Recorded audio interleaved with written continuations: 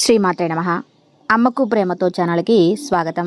అందరికీ కూడా ఆ అమ్మవారి ఆశీస్సులు ఉండాలని మనస్ఫూర్తిగా తల్లిని వేడుకుంటూ, ఈరోజు మాఘమాసం శనివారం, అత్యంత పవిత్రమైన రోజు. ఈ రోజు మాఘపురాణంలోని ఈ కథను ఎవరైతే వింటారో వారికి జన్మజన్మల పాపాలు పోయి కోటి జన్మల పుణ్యం వస్తుంది. మీకు అదృష్టం పడుతుంది. అదృష్టవంతులు మాత్రమే ఈ రోజు ఈ కథను వింటారు. మరి మాఘ శనివారం రోజు తప్పకుండా వినాల్సినటువంటి కథ ఏంటో ఇప్పుడు తెలుసుకుందాం. మాఘమాస మహత్యం గురించి మాఘపురాణంలో చక్కగా వివరణ ఉంది. మాఘమాస మహత్యం గురించి సూతుడు శౌనకాది మహామునులకు, వశిష్ఠ మహర్షి దిలీప మహారాజుకు వివరించిన మాఘ మహత్యాన్ని వివరిస్తూ ఉంటాడు. ఒకసారి సమావేశంలో మహామునుడు సూతుణ్ణి ఇలా అడుగుతారు, స్వామి, మాకు మాఘమాస మహత్యాన్ని తెలియజేయండి అని అడుగుతారు. దానికి సోదరులు, ఓ మహానులారా, ఎవరైతే మాఘమాసం మహత్యాన్ని వింటారో అన్ని రకాల పాపాలు పోయి స్వర్గానికి వెళ్తారు. మీకు ఈ రోజు మాఘమాస మహత్యాన్ని తెలిపే రక్షక అనే బ్రాహ్మణ కన్య వృత్తాంతం చెబుతాను, శ్రద్ధగా వినండి అని ఇలా చెప్పడం ప్రారంభించారు. పూర్వం ముగమహాముని వంశమునందు రక్షక కన్య అను కన్య జన్మించి జనార్దన ప్రావర్తమానంగా ఎదుగుతూ ఉన్నది. ఆమె దురదృష్టవంతురాలు కాబోలు. పెళ్లి అయిన వెంటనే పెళ్లి కుమారుడు చనిపోయాడు.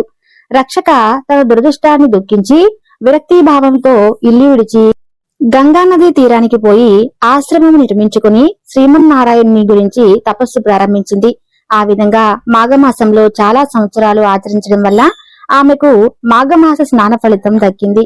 ఆమె మనోవాంఛ తీరే సమయం దగ్గర పడింది. ఒకనాడు ఆమె తపస్సు చేసుకుంటూ ప్రాణాలు విడిచింది.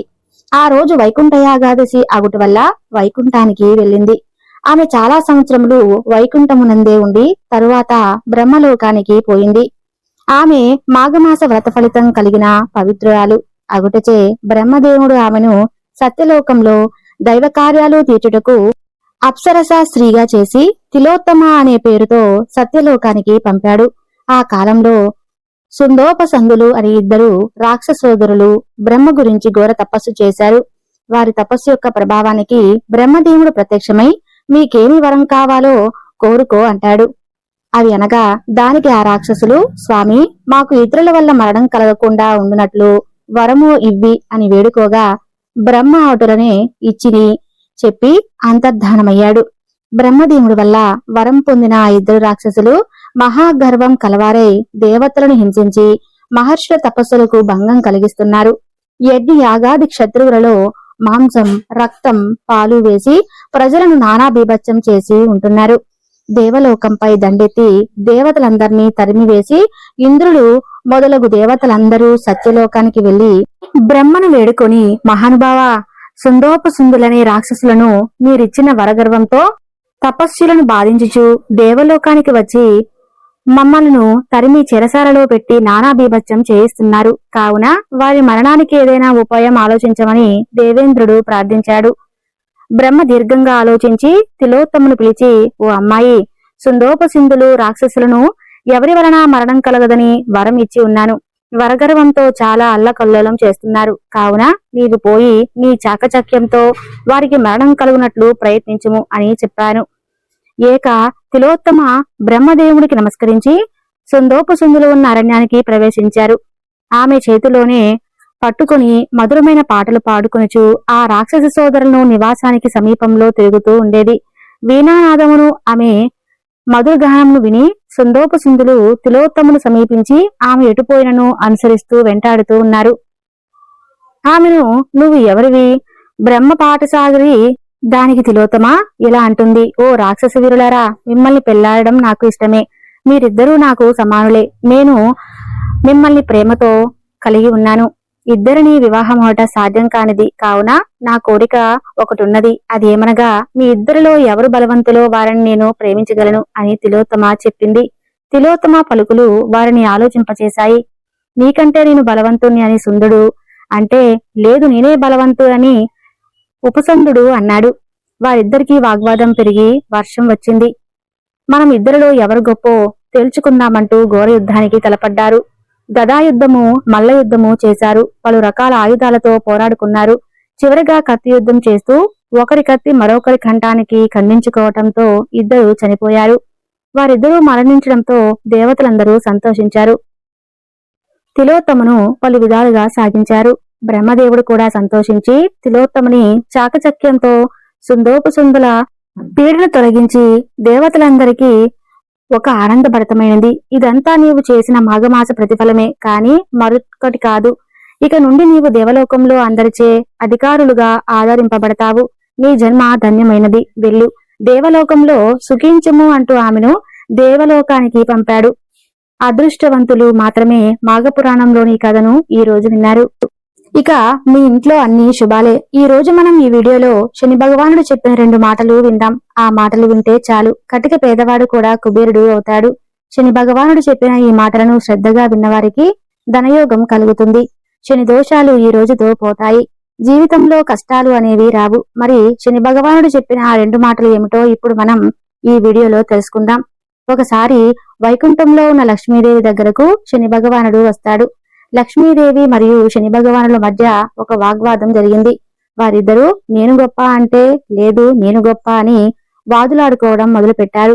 వీరిద్దరి వాదన విన్న శ్రీ మహావిష్ణువు ఒక సలహా ఇచ్చాడు. విష్ణు భగవానుడు ఇలా అంటున్నాడు, మీరిద్దరూ కూడా భూలోకానికి వెళ్ళండి. ఎవరైతే మంచి గుణాలు కలిగిన రాజు ఉంటాడో అతనిని రాజ్యంలోకి వెళ్లి రాజుని మీ ఇద్దరిలో ఎవరు గొప్ప చెప్పమని అడగండి అని విష్ణు భగవానుడు సలహా ఇచ్చాడు. దానికి అంగీకరించిన లక్ష్మీదేవి శని భగవానుడు భూలోకానికి బయలుదేరారు. ప్రయాణంలో శ్రీవత్స అనే రాజు ఉన్నాడు. ఆ రాజు చాలా మంచివాడు. ఇతని గొప్పతనం ఎన్నో నగరాలకు విస్తరణ చెందింది. లక్ష్మీదేవి మరియు శని భగవానుడు రాజ్యసభలో ఉన్న శ్రీవత్స దగ్గరకు వచ్చి మా ఇద్దరిలో ఎవరు గొప్ప అనే విషయం మేము తేల్చుకోలేకపోతున్నాము. రాజా, మా ఇద్దరిలో ఎవరు గొప్ప అనే విషయాన్ని తేల్చి చెప్పు అని అన్నాడు. లక్ష్మీదేవి శని దేవుడి మాటలు విన్న రాజు కొంచెం కంగారు పడ్డాడు. ఇక రాజు మనసులో ఇలా అనుకున్నాడు, ఇప్పుడు నేను వీరిద్దరిలో ఎవరు గొప్ప అని చెప్పాలి? శనిదేవుడు గొప్ప అని చెప్తే లక్ష్మీదేవి నా మీద కోపగించుకుంటుంది. నా రాజ్యంలోని సంపదలన్నీ పోతాయి. శని భగవానుడిని కోపం వస్తే నా రాజ్యాన్ని అష్టకష్టాలను గురిచేస్తాడు.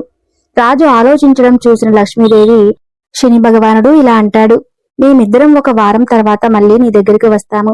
అప్పటి వరకు నువ్వు ఆలోచించుకుని మా ఇద్దరుడు ఎవరు గొప్పవారో చెప్పు అంటారు. లక్ష్మీదేవి శని భగవానుడు రాజు దగ్గర నుండి వెళ్లిపోతారు. ఇక రాజు ఎవరు గొప్ప అని చెప్పాలి అని ఆలోచిస్తాడు. ఆ ఆలోచనలో రాజుకు తిండిపై నిద్రపై ఆసక్తి తగ్గిపోయింది. అలా 4 రోజులు గడిచాయి. ఇక 3 రోజులు ఉన్నాయి. నేను ఏం చేయాలి అని ఆలోచిస్తూ ఉన్నాడు. రాజు చింతగా ఉండడం చూసి రాణి ఇలా అంటుంది, ఏమైంది? మీరు కొద్ది రోజుల నుండి చాలా ఆందోళనగా ఉంటున్నారు. ఏమైనా సమస్య వచ్చిందా? లేదా మా నగరానికి ఏదైనా సమస్య రాబోతుందా అని అడిగింది. రాణి అడిగిన ప్రశ్నలకు రాజు ఇలా అన్నాడు, నేను ఒక సమస్యలో ఇరుక్కున్నాను. 4 రోజుల క్రితం నేను రాజ్యసభలో ఉండగా లక్ష్మీదేవి శని భగవానుడు వచ్చారు. వారిద్దరిలో ఎవరు గొప్ప అనే విషయాన్ని నన్ను చెప్పమన్నారు అని అన్నారు. ఆ మాటలు విని రాణి ఇలా అంటుంది, నేను మీకు ఒక సలహా ఇస్తాను. మీరు మీ సింహాసనం కుడి పక్కన బంగారు సింహాసనం ఒకటి వేయించండి. అలానే ఎడమవైపు వెండి సింహాసనం ఒకటి వేయించండి. ఎప్పుడైతే లక్ష్మీదేవి శని భగవానుడు మీ వద్దకు వస్తారో వారిని కూర్చోమని చెప్పండి. వారు ఎంచుకున్న కుర్చీలు వారి స్థాయిని గొప్పతనాన్ని చెబుతాయి అని చెబుతుంది. రాణి సలహా విన్న రాజు ఆనందంతో ఉప్పొంగిపోయాడు. మరుసటి రోజు కొంతమందిని పిలిచి బంగారు సింహాసనం ఒకటి వెండి సింహాసనం ఒకటి చేయించమని చెప్పాడు. వారం రోజులు గడిచిపోయాయి. లక్ష్మీదేవి శనిదేవుడు రాజు దగ్గరకు వచ్చారు. రాజు వారిని కూర్చోమని చెప్పగా లక్ష్మీదేవి బంగారు సింహాసనంపై శనిదేవుడు వెండి సింహాసనంపై కూర్చున్నారు. ఇక లక్ష్మీదేవి శనిదేవుడు రాజును మీ ఇద్దరిలో ఎవరు గొప్పవారో చెప్పు అన్నారు. దానికి రాజు మీ ఇద్దరిలో ఎవరు గొప్పవారో మీరే స్వయంగా నిర్ణయం తీసుకున్నారు అన్నాడు. ఆ మాటలకు శనిదేవుడు ఆశ్చర్యపోయాడు. తాను దేనిపై కూర్చున్నాడో చూసుకున్నాడు. శని భగవానుడు మనసులో ఇలా అనుకున్నాడు, నేను వెండి సింహాసనంపై కూర్చున్నాను. లక్ష్మీదేవి బంగారు సింహాసనంపై కూర్చుంది. వెండి కంటే బంగారం విలువైనది. వెండి కన్నా బంగారాన్ని గొప్పగా భావిస్తారు. అంటే లక్ష్మీదేవియే గొప్పది అని ఆలోచించి వెంటనే తాను కూర్చున్న సింహాసనంపై నుండి లేచి రాజు వైపు కోపంగా చూసి బయటకు వెళ్లిపోయాడు శని భగవానుడు. శని భగవానుడు వెళ్లడం చూసిన రాజుకు భయం వేసింది. వెంటనే లక్ష్మీదేవి ఇలా అంటుంది, నువ్వేమీ భయపడకు, నీకు తోడుగా నేనుంటాను అంటుంది. శనిదేవుడికి కోపం రావటం వల్ల శ్రీవత్స రాజ్యానికి విపరీతమైన కరువు వచ్చింది. రాజ్యంలో పంటలు పండలేదు, వానలు కురవలేదు. దానితో రాజ్యంలో ప్రజలంతా ప్రక్క రాజ్యానికి వెళ్లటం మొదలుపెట్టారు. చాలా వరకు రాజ్యంలో ప్రజలంతా రాజ్యాన్ని విడిచి వెళ్లిపోయారు. అలా ఏడాది గడిచింది. రాజ్యంలో పరిస్థితులు ఏమీ చక్కబడలేదు. దాంతో రాజు రాణి కూడా రాజ్యం విడిచి వెళ్లాలని నిర్ణయించుకున్నారు.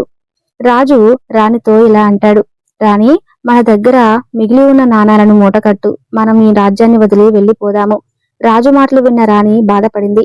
కొన్ని వస్త్రాలు, కొన్ని నాణాలు మూటకట్టుకొని రాజ్యం నుండి ఇతర రాజ్యానికి వెళ్లడానికి సిద్ధంగా ఉన్నారు. రాజును చూసిన శనిదేవుడు కోపంతో విపరీతమైన వాన కురిపించాడు. 4 వైపులా మబ్బులు కుమ్ముకున్నాయి.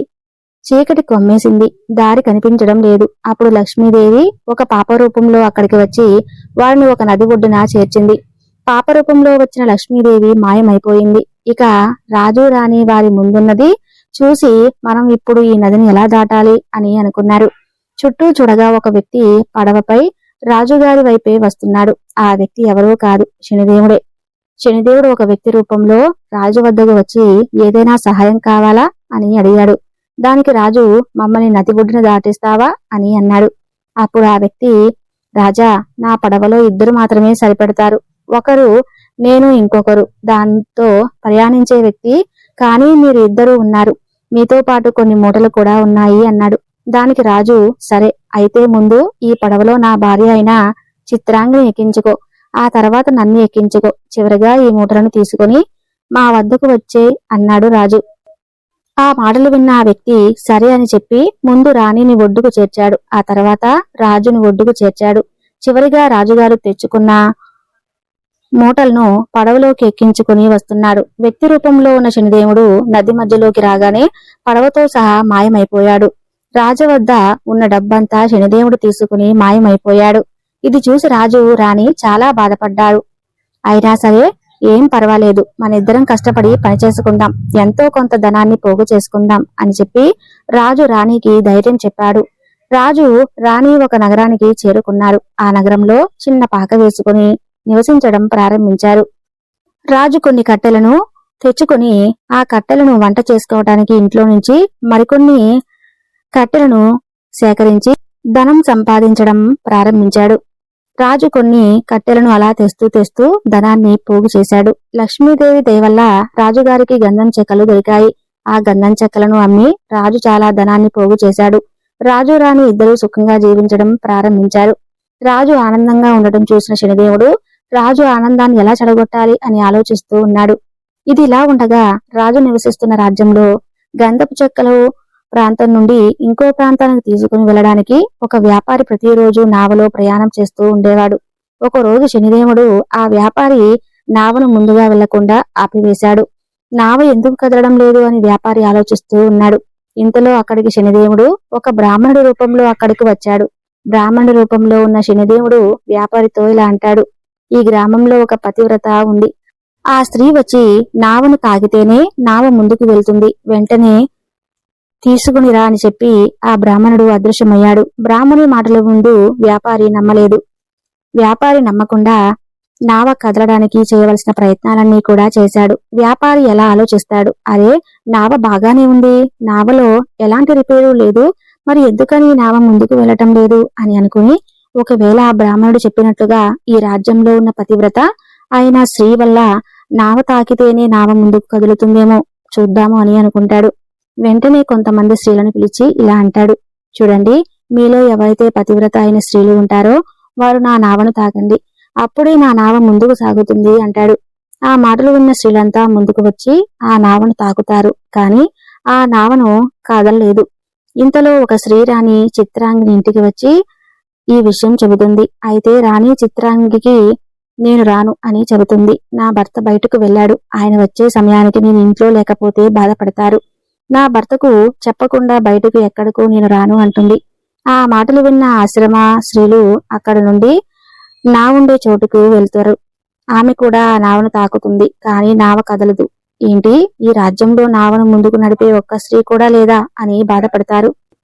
అప్పుడు ఒక స్త్రీ ఇలా అంటుంది, ఒక స్త్రీ ఇంకా రాలేదు, తన భర్త కట్టలు కట్టడానికి వెళ్ళాడట, తాను తన భర్త వస్తే కాని ఇల్లు కదిలి రాను అంది.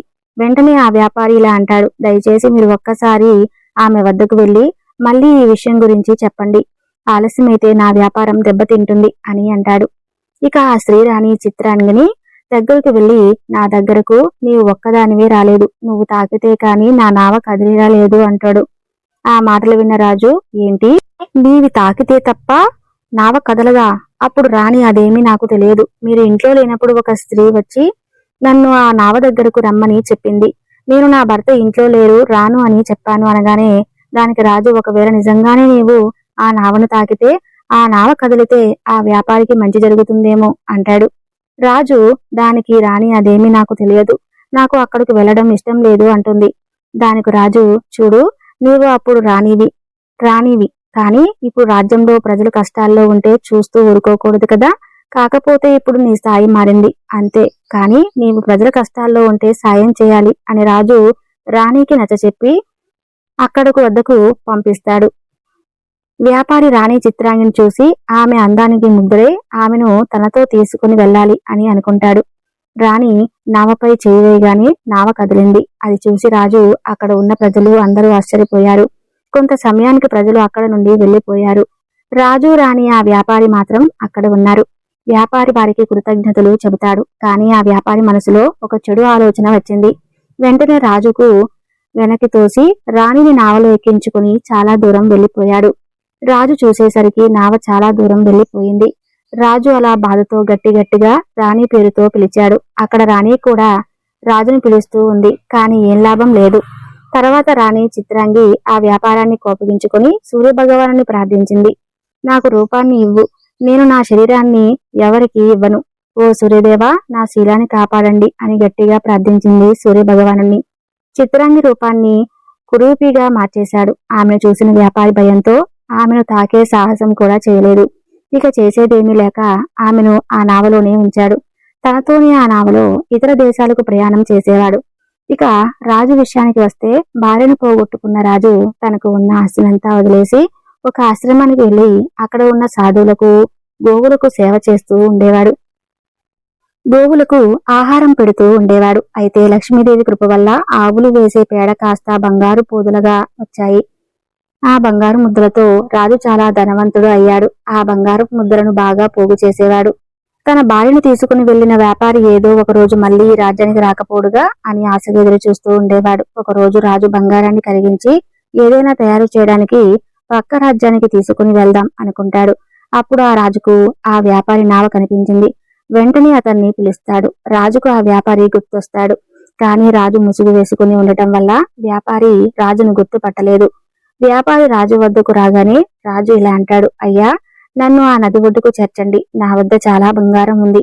నేను దీనిని కరిగించి నా భార్యకు మంచి ఆభరణాలు చేయించాలి అని బంగారం మూట ఉన్న ఆ మూటను చూపిస్తాడు. బంగారంపై ఆశపడిన ఆ వ్యాపారి రాజును నావలోకి ఎక్కించుకుంటాడు.